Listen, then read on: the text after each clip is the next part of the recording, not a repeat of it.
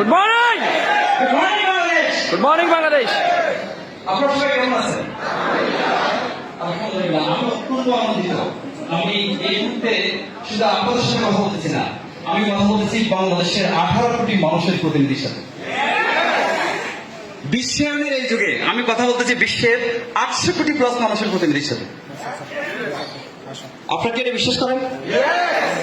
আজকে কিন্তু আমরা এখানে নাই। আমরা যখন ইন্টারনেটের সাথে কানেক্ট হয়ে গেছি, আমাদের বাংলাদেশের যত লোক আছে প্রায় 1.5 crore পপুলেশন বাংলাদেশি, আমরা